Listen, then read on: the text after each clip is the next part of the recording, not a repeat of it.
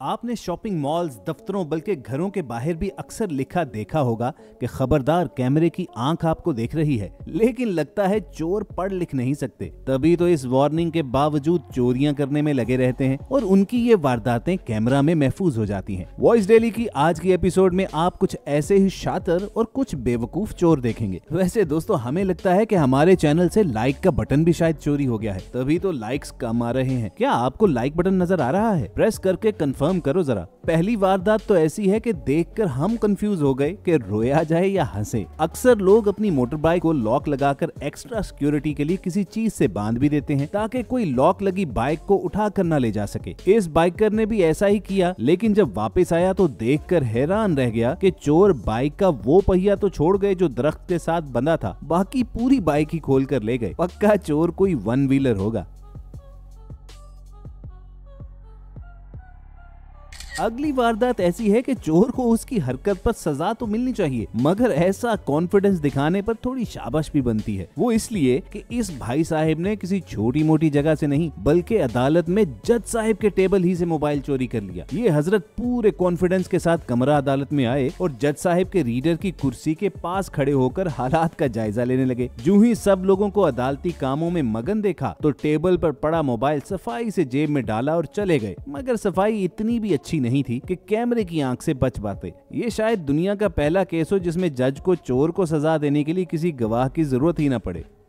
Mobile shop पर आकर इस चोर ने बच्चे को कहा, वो मोबाइल दिखाओ। जो ही बच्चा पलटा तो इसने काम दिखा डाला। उसके बाद दुकान का मालिक अंदर वाले कमरे से बाहर आया और चोर को बोला, आपके साथ मजाक हो गया भाई साहब, वो कैमरा लगा है, देखकर हाथ हिला दें। भाई, अपना कारनामा खुद ही बैठकर सीसीटीवी में देखना कम ही लोगों को नसीब होता है।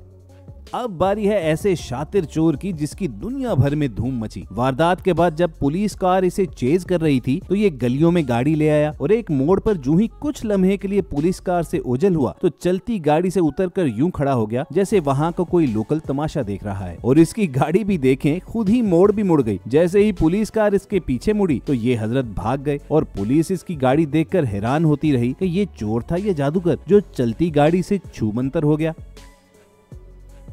नेक्स्ट वीडियो में नजर आने वाले भी चोर कम और मदारी ज्यादा लग रहे हैं, जो भोले भाले लोगों का दिमाग घुमाकर लूट लेते हैं। बैंक में ये भाई साहब कैश वसूल करके काउंटर पर खड़े गिन रहे थे और उन्हें खबर भी नहीं थी कि बैंक के अंदर ही घूमते चोरों के गैंग ने उनको निशाना चुन लिया है। उनमें से एक गैंग मेंबर ने पुरानी तकनीक लड़ाकर उसके पास कुछ नोट गिरा कर कहा, भाई आपके पैसे गिर गए हैं। अब वो बेचारा अपने पैसे समझकर जूं ही झुकता है तो दूसरा चोर काउंटर से नोटों की गड्डी उठाकर तीसरे चोर को पकड़ाकर सीन से गायब हो जाता है। दोस्तों, इसलिए बहुत जरूरी है कि आपको पता हो किससे मदद लेनी है और किससे नहीं, और ये भी सीख लो कि किसको मदद देनी है और किसको नहीं। वीडियो में नजर आने वाली ये औरत और बच्चा चोर हैं और ये बुजुर्ग खातून उनका शिकार। ये चोरनी जानबूझकर अम्मा जी के पास आकर गिरती है और फिर सहारा लेने के लिए उनका हाथ थामती है, वो हाथ जिसमें बुजुर्ग खातून ने सोने का कड़ा पहना हुआ था। उसके बाद बहुत ही तेजी के साथ ये चोरनी अपने दूसरे हाथ में मौजूद कटर से वो कड़ा काट कर उतार लेती है।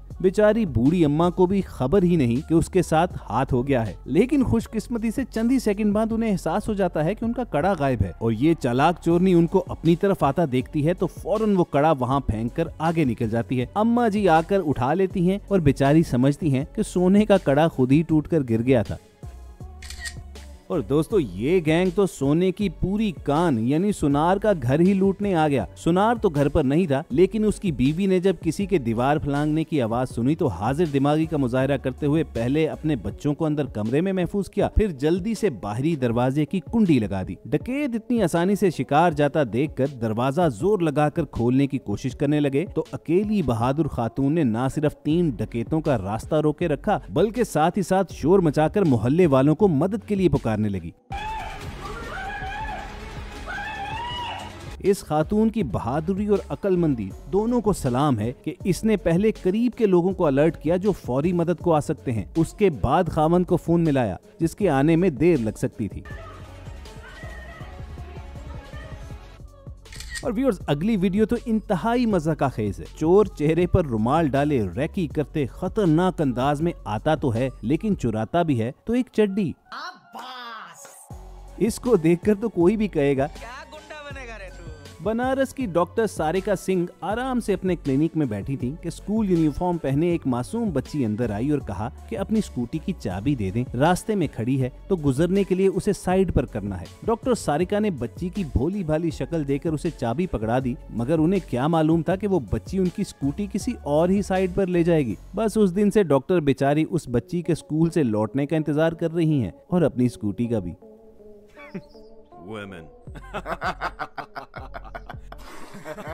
दोस्तों, मार्केट में एक नया स्क्वाड आया है, खुजली गैंग। ये अपने शिकार पर खुजली पाउडर छिड़कते हैं और जो ही वो शख्स शदीद खुजली से तंग आकर खुद में मगन होता है तो ये इसका सामान गायब कर देते हैं। ये बेचारे चचा बैंक से पैसे निकलवा कर जा रहे थे कि उनके पीछे चलते खुजली गैंग के एक आदमी ने उन पर पाउडर फेंका और बेचारे जो ही खुजलाने में मसरूफ हुए तो साथ ही दूसरे आदमी ने उनका कैश बैग उठा लिया और दोनों निकल गए।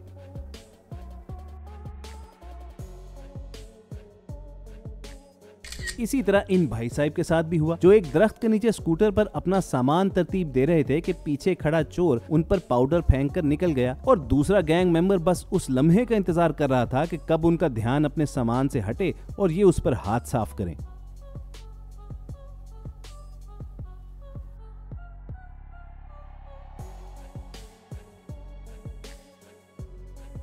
रेस्टोरेंट में बैठी इन 3 सहेलियों को बिल्कुल इल्म नहीं था कि आज का खाना उन्हें बहुत महंगा पड़ने वाला है। हेलमेट पहने उनके पास मौजूद ये शख्स फूड पांडा का राइडर बनकर आया और अपने ऑर्डर वसूल करने का इंतजार करने का शो करवाकर खड़ा हो गया। बस फिर जो ही उसे मौका मिला तो उस खातून के गले में पड़ी गोल्ड चेन खींच कर ले गया और जिस स्पीड से ये गया, अगर वाकई फूड डिलीवरी बॉय होता तो इसकी रेटिंग 5 स्टार होती।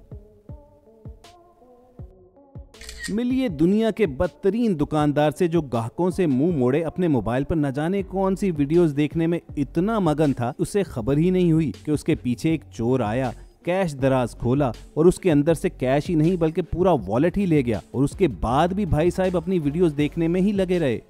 देखा आपने लापरवाही का नतीजा है। वैसे दोस्तों, अगर आप वॉइस डेली की वीडियोस ऐसे मगन होकर देखते हो तो आपसे रिक्वेस्ट है कि पहले अपने काम खत्म करके फारिग वक्त में आराम से देखा करें ताकि हमारी वजह से आपका कोई नुकसान ना हो।